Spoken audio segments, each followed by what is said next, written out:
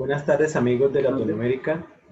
En el día de cierre de este simposio de orientación educativa, Humanizando la Orientación Educativa, vamos a tener dos ponentes de España, Ana Murcia y Patricia Ajenjo, orientadores en este país, que tienen para compartir con nosotros una perspectiva muy interesante de ese trabajo que también tiene aplicaciones en Colombia desde el punto de vista de la inclusión, tema que de pronto trabajan directamente aquí en Bogotá los docentes especializados en este tema, pero no sucede de esa misma manera en el resto del país.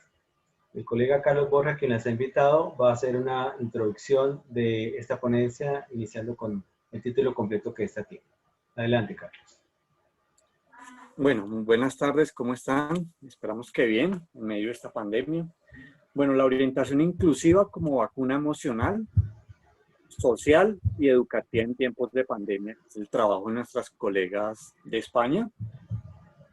Entonces, en el resumen, la orientación educativa y profesional como herramienta fundamental para el logro de la educación integral de los estudiantes. Forma para tanto como los fines de la educación en la mayoría de los sistemas educativos del mundo, porque la educación es y debe seguir siendo inclusiva en lo que dictaminan las normativas internacionales y, por supuesto, equiparando aquí las nacionales. La orientación educativa es inclusiva o no. Nuestra disciplina se alza como palanca equilibradora, de los desajustes educativos que se han venido produciendo en los últimos años, agravados más aún por la pandemia del COVID-19, que ha dejado al descubierto innumerables brechas, algunas ya conocidas como las sociales, las culturales, las de género y las económicas. Otras resultan emergentes, digitales, emocionales, metodológicas, tutoriales. Estas brechas, independientemente de la naturaleza, provocan un agravio en la vida de las personas y conducen a la exclusión, a la marginación y al aislamiento social, que sería un doble aislamiento fuera del que ya tenemos físico, pues por el mismo contagio. Entonces, frente a la fragilidad que generan el sistema educativo, nuestra labor consistirá en facilitar la flexibilidad cognitiva, sensorial y emocional, que haga posible que la escuela sea un espacio amable, comprensible y acogedor, como se supone que lo venía haciendo en la presencialidad. Un escenario que permita superar un obstáculo y convertirlo en una oportunidad. La orientación inclusiva pretende de voz y voto de forma efectiva al estudiantado, a sus familias, a los docentes, a los administrativos, a la comunidad. Pretende ser autocrítica y convertir los puntos débiles en fortalezas. Muy bien, Pretende, en Carlos. definitiva, ser activista y reivindicar la conciencia educativa para trabajar por la educación más justa y coherente con los tiempos que vivimos, Amílcar. Muy bien, podemos hacer un comentario allí para darle trámite un poco a toda esta calidad conceptual presente a las colegas.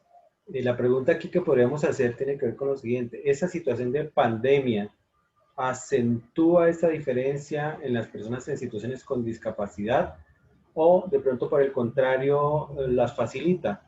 Sabemos que existen en este momento diferentes tipos de software. Es software que traducen de voz a texto, por ejemplo, o de texto a voz, que han venido siendo usados ya desde hace un tiempo por personas que están en esta condición. Ahora que estamos todos en la virtualidad, ¿piensas, Carlos, que esta situación acentúa estas dificultades que tienen de acceso a las personas en situación de discapacidad o las facilita? Pues yo creo que por un lado, teniendo en cuenta ese imaginario que tenemos de que las personas con discapacidad tienen más riesgo de ser excluidas, ¿sí? Y discriminadas, pues ahora las familias en casa como que lo ven mucho más materializado por la distancia. Digamos que ya no está la escuela, que era un ente, como dicen los colegas, que trataba de incluir, de traer, de integrar, de hacer amable, digamos, esa interacción de los estudiantes con los que tienen discapacidad. Entonces ahora en casa, pues no se puede como que de alguna forma hacer, digamos, solamente a través de la conexión por internet. pero quienes no la tienen o dificulta, o si los estudiantes no tienen esas habilidades, yo creo que lo que ellas tratan de decir es que es mucho más incremental. Digamos que esta pandemia ha llevado a que sea mucho más fuerte esa sensación de exclusión. Sí, bueno, de acuerdo. Por una parte, es sabido también que las personas en situación de discapacidad también están atrasados en el tema del acceso a la tecnología, aunque, como yo mencionaba, existen diferentes software, programas en este momento que están diseñados específicamente para poblaciones en situaciones de discapacidad, sobre todo sensoriales, auditivas y visuales, pues esas personas nunca han tenido acceso a estos dispositivos, lo cual el tema no es tanto de la pandemia, sino que el acceso a la tecnología siempre ha estado limitado, pues obviamente por los recursos económicos y como que también se piensa internamente, bueno, ¿para qué le damos un celular de alta gama a una persona ciega, a una persona en situación de sordera o sorda, cuando es totalmente lo contrario? Bien, hay otros aspectos que vienen trabajando las colegas en esta ponencia. Uno de ellos son los referentes conceptuales y normativos. Ellas hablan de uno de esos elementos que es la Convención sobre los Derechos de las Personas con Discapacidad de la ONU, que se celebró el 13 de diciembre de 2006, lo cual supone un hito para las personas con diversidad funcional, que es un concepto, me parece innovador, hablar de diversidad funcional en vez de hablar de discapacidad, diversidad funcional, puesto que aboga por el reconocimiento de esta con un enfoque proactivo y participativo. Súper interesante ese concepto de la proactividad y la participación en el marco de la diversidad funcional, de altas expectativas en todas las esferas de la vida, educativa, cultural, social y política, dejando atrás modelos obsoletos de corte biomédico y reduccionistas. Creo que este párrafo es bastante ilustrativo del avance conceptual que ellas presentan desde la diversidad funcional por una parte, y el enfoque proactivo y participativo. Otro de los elementos conceptuales que ellos mencionan, o referentes conceptuales, es el modelo social de la discapacidad, que supone poner el acento en las barreras del entorno, proporcionar ajustes y facilitadores que todas las personas, sin exclusión alguna, bajo ninguna circunstancia, sean realmente sujetos titulares de derechos con una participación social plena y efectiva. Bien, hablamos al comienzo de las barreras de acceso. En este momento las barreras de acceso a la educación pues no son físicas exactamente, no son las escaleras, no son las gradas, no son los segundos y terceros pisos sin elevadores, no es el espacio físico de la escuela como tal, pero siguen persistiendo estas barreras de acceso que en este caso son totalmente tecnológicas, relacionadas con las TIC y que, bueno, ya habíamos comentado que no sé hasta qué punto estamos todos en la misma condición y es un tema que tendremos que trabajar más adelante. Por otra parte, hablan de la calidad de vida de las personas como un elemento fundamental que debe constituir una de las metas prioritarias de nuestra sociedad y por tanto debe suponer uno de los pilares de las políticas educativas. El concepto de calidad de vida se ha convertido en un área de especial interés para las aplicaciones prácticas y la investigación en los campos de la educación y educación especial, la salud física y mental, los servicios sociales, discapacidades intelectuales y el desarrollo mayores, las familias, las organizaciones y las políticas públicas. Mencionan algunos autores. Bien, ese término de calidad de vida, ¿cómo nos podemos referir a la calidad de vida de las poblaciones con las que trabajamos, Carlos y yo, aquí en Bogotá? ¿Qué calidad de vida o qué estilo de vida tienen estas personas, Carlos? No,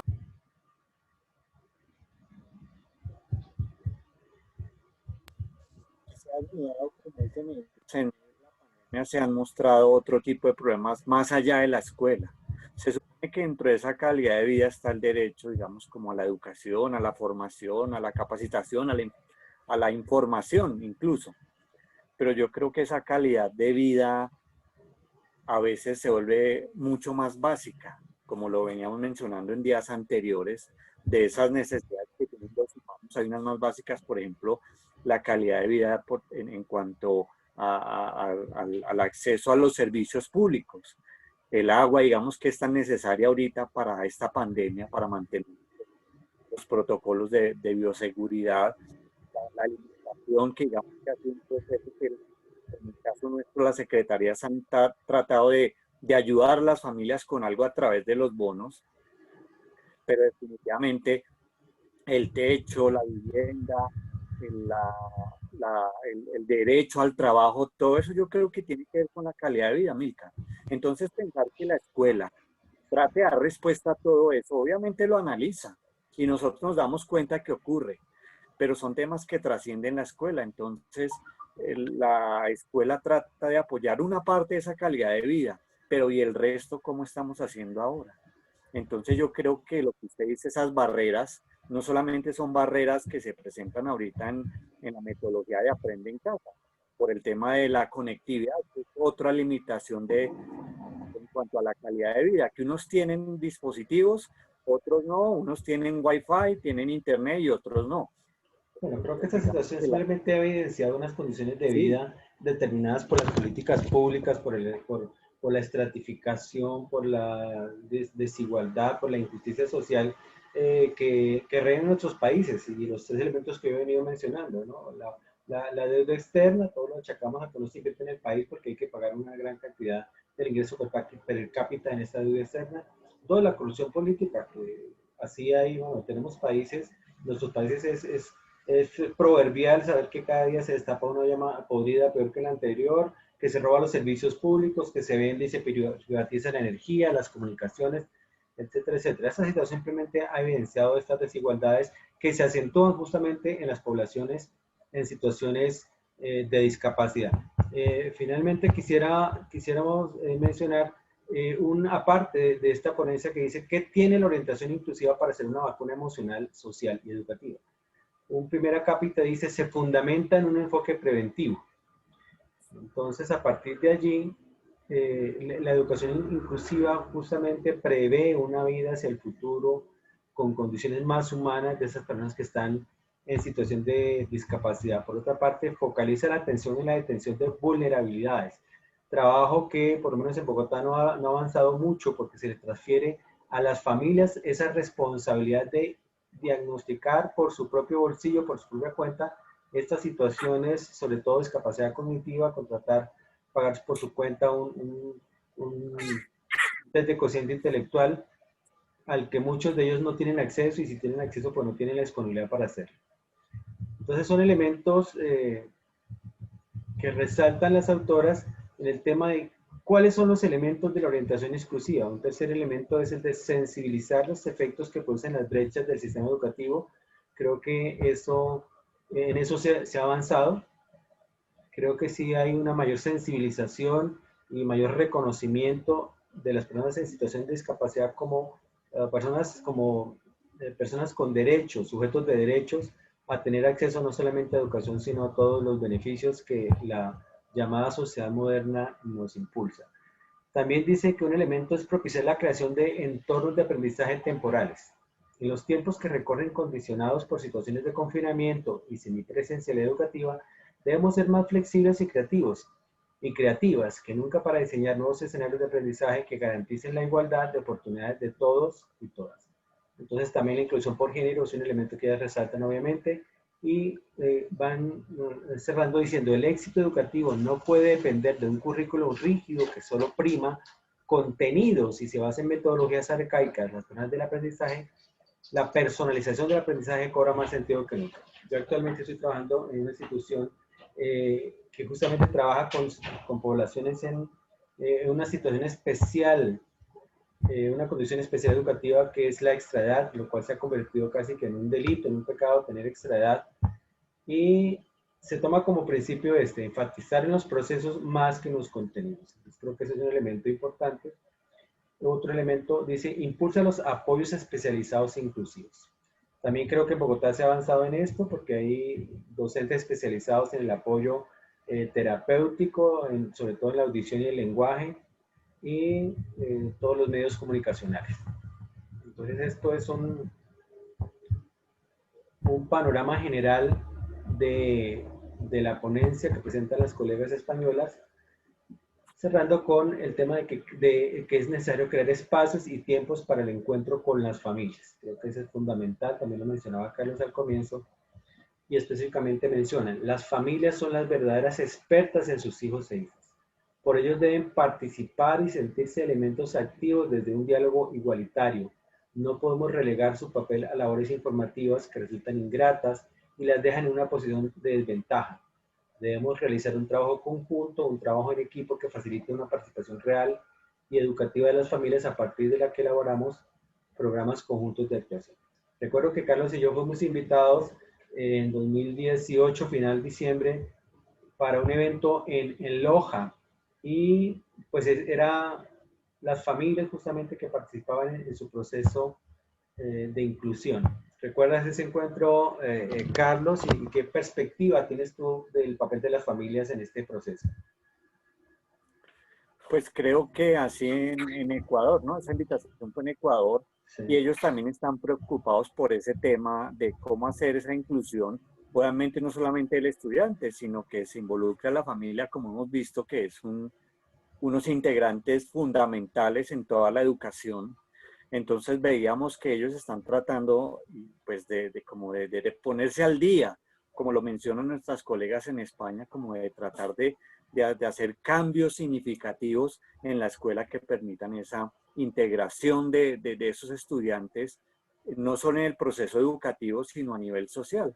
Entonces era muy importante como las políticas de los países ahorita están, digamos, que apuntándole a eso. Incluso aquí en el país también, como que de unos años para acá se ha venido fortaleciendo ese tema de familias y no solamente en cuanto al trabajo en lo pedagógico, sino también en ir cambiando ciertas prácticas que ellos tenían alrededor de la discapacidad, por decirlo así, o como usted lo dice, diversidad sexual, cognitiva, porque la diversidad sexual es otro tipo también como de inclusión. Entonces, todo ese tipo de diferencias en los estudiantes es más mantenidos como por imaginarios tradicionales al respecto de cómo atenderlos o cómo dejarlos o cómo relegarlos.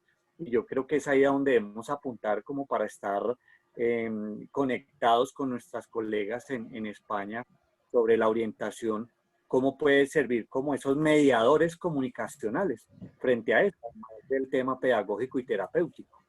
Muy bien, voy a leer a modo de conclusión el párrafo que ellas colocan muy claro. Dice, a modo de conclusión, hemos tratado de desglosar todos los antígenos que hacen posible la formación de los anticuerpos que estimulan nuestro sistema inmunitario y nos permiten luchar contra los prejuicios, contra la injusticia, contra la segregación, contra la invisibilidad, contra la exclusión. La orientación inclusiva se presenta así como un elemento fundamental en la atención educativa preventiva de bajo coste y alta eficacia que genera beneficios no solo en las escuelas, sino en la sociedad en general. Porque es cierto que la pandemia afecta a toda la población, pero lo hace de manera selectiva. Cualquier crisis es asimétrica y afecta más a las personas más vulnerables. La orientación inclusiva nos protege ante la falta de equidad porque sin ella no hay igualdad de oportunidades y sin igualdad es imposible formar una sociedad justa, democrática, solidaria y compensadora en la que merezca la pena. Bien, creo que este espíritu humanista cierra muy bien esta ponencia. Vamos a colocar al pie del video el artículo completo para que ustedes puedan consultarlo, de tal manera que también podamos estar en contacto con estas colegas que tienen esta interesante ponencia. Bien, esta ponencia de cierre, creo que valga la redundancia, cierra con broche de oro este simposio y les esperamos en el evento de clausura en breves momentos. Muchas gracias.